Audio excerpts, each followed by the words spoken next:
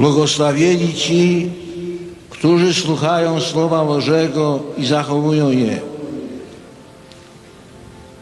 To Chrystusowe błogosławieństwo towarzyszy w dniu dzisiejszym naszemu pielgrzymowaniu po ziemi polskiej.